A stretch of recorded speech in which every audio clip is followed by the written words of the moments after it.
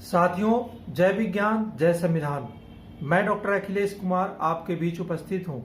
जैसा कि इसके पहले वाले वीडियो में आपने मनुष्य की 9 में से 8 प्रजातियों की विलुप्ति पर एक विस्तृत चर्चा सुनी थी और देखी थी। ये तो बात सिर्फ मनुष्य की थी। अगर बात पूरे पर्यावरण का हो, पूरी धरती का हो, तो बात और भी भयावह हो जाती है। इसलिए दुनिया भर के पर्यावरणवादियों ने चिंता जाहिर करी है। दुनिया भर के पर्यावरणविदों का एक बहुत घनघोर चिंता है कि जलवायु परिवर्तन दुनिया के पर्यावरण को नहीं बल्कि पूरी धरती को ही खत्म करने पर उतारू हो गया है और इसके लिए जिम्मेदार आज का मनुष्य है। इस तथ्य की ओर आपका ध्यान आकर्षित कराना चाहते हैं कि इस समस्या के मूल में इंसान का लालच है, जो भौतिक सुखों की लालथवी का ज्यादा से ज्यादा दोहन करने के लिए प्रेरित कर रहा है। अब तक ज्ञात ब्रह्मांड में इस धरती पर जीवन की मौजूदगी पृथ्वी के लिए एक बहुत ही महत्वपूर्ण उपलब्धि है, लेकिन विडंबना देखिए कि यह जीवन इस धरती के लिए ही संकट खड़ा कर रहा है। पिछले कुछ समय से वैज्ञानिक और पर्यावरणवादी दावा कर रहे हैं कि इंसान जिस गति से धरती के संसाधनों का दोहन कर रहा है, उसके सामने यह पृथ्वी छोटी पड़ने लगी है। इन विज्ञानियों के मुताबिक दोहन की मौजूदा गति के हिसाब से फिलहाल हम इंसानों को 1.25 पृथ्वियों की दरकार है, यानी अभी वर्तमान स्थिति में अभी जो पृथ्वी है इसके 1.25 गुना पृथ्वी की आवश्यकता है। यदि यह दोहन बढ़ता ही गया और संसाधनों की लूट इसी तरह जारी रही तो संकट इस जीवन व धरती को ही खत्म हो जाने का है। यह तो तय है कि पृथ्वी हमेशा वैसी तो नहीं रह सकती थी जैसा हमें आरंभ में मिली थी, क्योंकि शायद तब हमें वह विकास नहीं दिखाई देता जो संसाधनों के दोहन के बल पर इंसान ने हासिल किया है। पर मुश्किल तब खड़ी होती है जब यह दोहन सीमा से ज्यादा हो जाता है। इस लालच के नतीजे बिल्कुल साफ हो चुके हैं। ग्लेशियर तेजी से पिघल रहे हैं, दुनिया में पीने लायक साफ पानी की मात्रा घट रही है, वन क्षेत्र सिकुड़ रहे हैं, नमी वाले क्षेत्रों जिसको आप वर्षा वन वेटलैंड्स कहते हैं का खात्मा हो रहा है। संसाधनों के घोर अभाव के युग की आहट के साथ साथ हजारों जीव और पादप प्रजातियों के सामने विलुप्त होने का खतरा हो गया। असल में इंसान पिछले 50-60 वर्षों से धरती के उपलब्ध संसाधनों का जरूरत से ज्यादा दोहन कर रहा है, जिसके फलस्वरूप पृथ्वी का प्राकृतिक चेहरा बिगड़ गया है। ऐसे खुलासे हालांकि पहले भी कई बार हुए हैं, पर ब्रिटिश अंटार्कटिक सर्वे के निदेशक क्रिस रेपले ने इकोलॉजिकल फुटप्रिंट की अवधारणा के तहत धरती के समक्ष मौजूद खतरों की जो तस्वीर सामने रखी है, उनसे पता चलता है कि बढ़ती मानव आबादी आने वाले वक्त में इस धरती के विनाश का कारण बन जाएगी।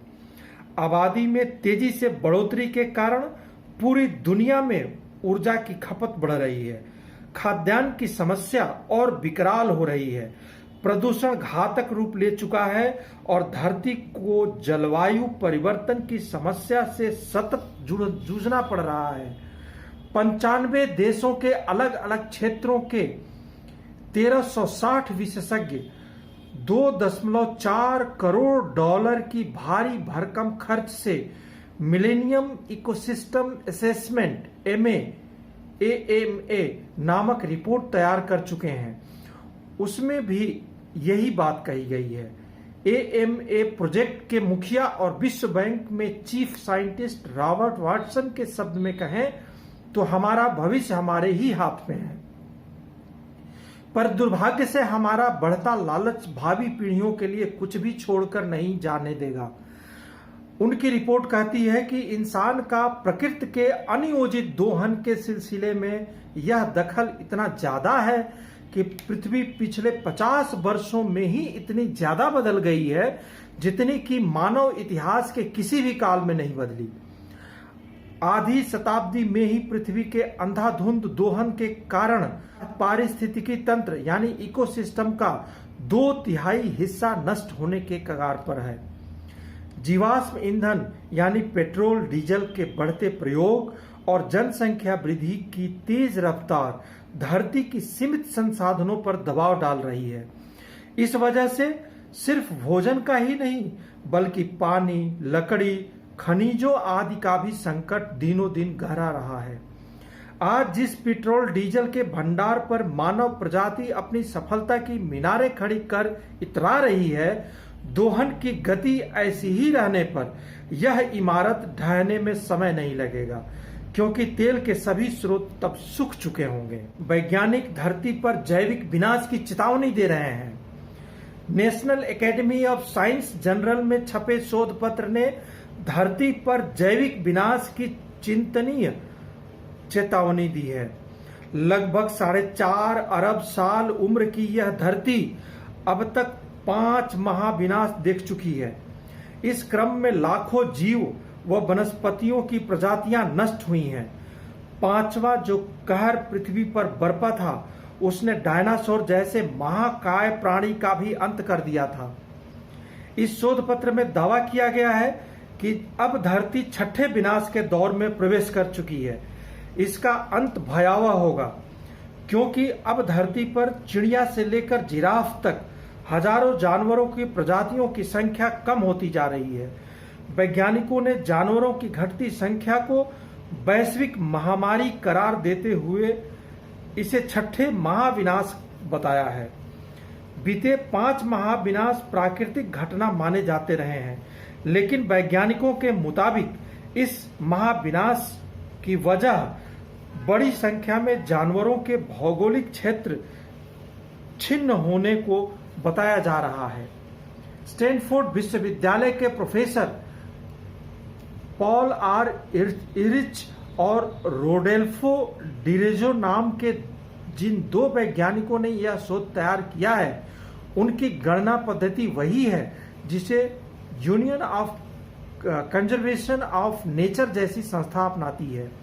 इसकी रिपोर्ट के मुताबिक 41,415 पशु पक्षियों और पेड़ पौधों की प्रजातियां खतरे में हैं। इरिच और रोडोल्फो के शोध पत्र के मुताबिक धरती के 30% कशेरुकी प्राणी यानी वर्टिब्रल एनिमल विलुप्तता के कगार पर हैं। इनमें स्तनपायी पक्षी, सरीसृप और उभयचर प्राणी शामिल हैं। इस ह्रास के क्रम में चीतों की संख्या 7,000 और ओरांगटाउन 5,000 ही बचे हैं। इससे पहले हुए 5 महाविनाश प्राकृतिक होने के कारण धीमी गति के थे, लेकिन 6ठा महाविनाश मानव निर्मित है, इसलिए इसकी गति बहुत तेज है। ऐसे में यदि तीसरा विश्व युद्ध होता है, जो कि लगभग अब शुरू हो गया है, तो विनाश की गति तांडव का रूप ले सकती है।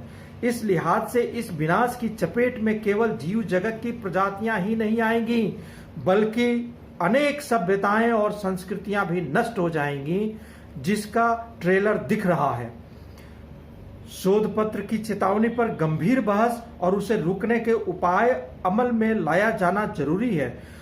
बावजूद यह शोध पत्र इसलिए संशय से भरा लगता है क्योंकि अमेरिका के जिन 2 वैज्ञानिकों ने यह जारी किया है, उसी अमेरिका के राष्ट्रपति डोनाल्ड ट्रंप ने अपनी जवाबदेही से मुकरते हुए जलवायु परिवर्तन के समझौते को खारिज कर दिया था।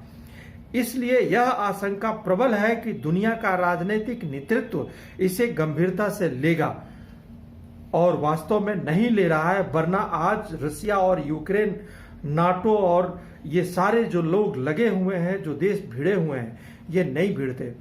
चूंकि 6ठा महाविनाश मानव निर्मित बताया जा रहा है, इसलिए हम मानव का प्रकृति में हस्तक्षेप कितना है इसकी पड़ताल किए लेते हैं।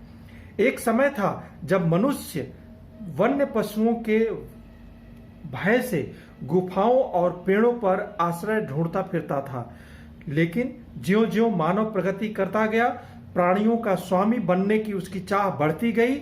इस चाहत के चलते पशु असुरक्षित होते गए। वन्य जीव विशेषज्ञों ने जो ताजा आंकड़े प्राप्त किए हैं, उनसे संकेत मिलते हैं कि इंसान ने अपने निजी हितों की रक्षा के लिए पिछली 3 शताब्दियों में दुनिया से लगभग 200 जीव जंतुओं का अस्तित्व ही मिटा दिया है। भारत में वर्तमान में करीब 140 जीव जंतु विलोपशील अथवा संकटग्रस्त अवस्था में हैं। ये संकेत वन्य प्राणियों की सुरक्षा की गारंटी देने वाले राष्ट्रीय उद्यान, अभयारण्य, चिड़ियाघरों की संपूर्ण व्यवस्था पर प्रश्न चिन्ह लगाते हैं। कैलेंडर के शुरू होने से 18वीं सदी तक प्रत्येक 55 वर्ष में एक वन्य पशु प्रजाति की विलुप्ति हो रही है। 18वीं से 20वीं सदी के बीच प्रत्येक 18 माह में एक वन्य प्राणी की प्रजाति नष्ट हो रही है। एक बार जिस प्राणी की नस्ल पृथ्वी पर समाप्त हो गई तो पुनः उस नस्ल को धरती पर पैदा करना मनुष्य के बस की बात नहीं है। हालांकि वैज्ञानिक क्लोन पद्धति से डायनासोर को धरती पर फिर से अवतरित करने की कोशिशों में जुटे हैं, लेकिन अभी इस प्रयोग में कामयाबी नहीं मिली है। क्लोन पद्धति से भेड़ का निर्माण कर लेने के बाद से वैज्ञानिक इस अहंकार में हैं कि वह लुप्त हो चुकी प्रजातियों को फिर से अस्तित्व में ले आएंगे, लेकिन इतिहास गवाह है कि मनुष्य कभी प्रकृति से जीत नहीं पाया है। इसलिए मनुष्य यदि अपनी वैज्ञानिक उपलब्धियों के अहंकार से बाहर नहीं निकला तो विनाश या प्रलय आसन्न ही समझिए। प्रत्येक प्राणी का पारिस्थितिक तंत्र, इकोसिस्टम, खाद्य श्रृंखला एवं जैव विविधता की दृष्टि से विशेष महत्व होता है, जिसे कम करके नहीं आंका जाना चाहिए। भारत में अंग्रेजों द्वारा किए गए निर्दोष प्राणियों के शिकार की फेहरिस्त भले ही लंबी हो, उनके संरक्षण की पैरवी अंग्रेजों ने ही की थी। 1907 में पहली बार सर माइकल क्रीन ने जंगलों को प्राणी अभयारण्य का विचार किया, किंतु सर जॉन विट ने इसे खारिज कर दिया। 1916 में कालगढ़ में जंगल को प्राणी अभयारण्य बनाने का विचार रखा गया था, किंतु कमिश्नर विंडम ने के जबरदस्त विरोध के कारण मामला फिर ठंडे बस्ते में बंद हो गया। 1934 में गवर्नर सर माल्कन हैली ने कालागढ़ के जंगल को कानूनी संरक्षण देते हुए राष्ट्रीय प्राणी उद्यान बनाने की बात कही। हैली ने मेजर जिम कार्बेट से परामर्श करते हुए इसकी सीमाएं निर्धारित की। सन 1935 में यूनाइटेड प्रोविंस, वर्तमान उत्तर प्रदेश एवं उत्तराखंड नेशनल पार्क एक्ट पारित हो गया और यह अभयारण्य भारत का पहला राष्ट्रीय वन्य प्राणी अभयारण्य बना दिया गया। यह हैली के प्रयत्नों से बना था, इसलिए इसका नाम हैली नेशनल पार्क रखा गया। बाद में उत्तर प्रदेश सरकार ने जिम कार्बेट की याद में इसका नाम कार्बेट नेशनल पार्क रख दिया। इस तरह से भारत में राष्ट्रीय उद्यानों की बुनियाद अंग्रेजों ने ही रखी। भारत में दुनिया के भूभाग का 2.4% भाग है। इसके बावजूद यह सभी ज्ञात प्रजातियों की 7 से 8% प्रजातियां उपलब्ध हैं यहाँ पे। इसमें पेड़ पौधों की 45,000 और जीवों की 91,000 प्रजातियां। इस नाते भारत जैव विविधता की दृष्टि से संपन्न देश है। हालांकि कुछ दशकों से खेती में रसायनों के बढ़ते प्रयोग से हमारी कृषि संबंधी जैव विविधता को बड़ी मात्रा में हानि पहुंची है। आज हालात इतने बदतर हो गए हैं कि प्रतिदिन 50 से ज्यादा कृषि प्रजातियां नष्ट हो रही हैं। हरित क्रांति ने हमारी अनाज से संबंधित जरूरतों की पूर्ति की, लेकिन रासायनिक खाद और कीटनाशक दवाओं के प्रयोग ने एक ओर तो भूमि की सेहत खराब की, वहीं दूसरी ओर कई अनाज की प्रजातियां भी नष्ट कर दी। वर्तमान में जिस रफ्तार से वनों की कटाई चल रही है, उससे तय है कि 2125 तक जलाऊ लकड़ी की भीषण समस्या पैदा होगी, क्योंकि वर्तमान में प्रति वर्ष करीब 33 करोड़ टन लकड़ी के ईंधन की जरूरत पड़ती है। देश की संपूर्ण ग्रामीण आबादी ईंधन पर है। ग्रामीण स्तर पर फिलहाल कोई ठीक विकल्प भी दिखाई नहीं दे रहा है। मध्य प्रदेश एवं छत्तीसगढ़ देश के ऐसे राज्य हैं जहां सबसे अधिक वन और प्राणी संरक्षण स्थल हैं। प्रदेश के वनों का 11% से अधिक क्षेत्र उद्यानों और अभयारण्यों के लिए सुरक्षित है। ये वन विंध्य कैमूर पर्वत के रूप में दामोह से सागर तक, मुरैना में चंबल और वारी नदी के बीहड़ों से लेकर कूनो नदी के जंगल तक, शिवपुरी का पठारी क्षेत्र, नर्मदा के दक्षिण में पूरब सीमा से लेकर पश्चिम सीमा बस्तर तक फैले हुए हैं। एक ओर तो ये राज्य देश में सबसे ज्यादा वन और प्राणियों को संरक्षण देने का दावा करते हैं, वहीं दूसरी ओर वन संरक्षण अधिनियम 1980 का सबसे ज्यादा उल्लंघन भी इन्हीं राज्यों में हो रहा है। साफ है कि जैव विविधता पर संकट गहराया हुआ है। ऐसे प्रतिकूल परिस्थिति में अगर इंसान सचेत नहीं हुआ, वन्य जीवों की, इकोसिस्टम का, पर्यावरण का संरक्षण नहीं किया गया तो एक तरफ युद्ध, दूसरे तरफ पारिस्थितिकी तंत्र का ह्रास होना, कुल मिलाकर के मानव और जीव पृथ्वी का सामूहिक विनाश होना तय है। इसलिए सचेत हो जाएं, सावधान हो जाएं। इसी के साथ जय विज्ञान, जय संविधान।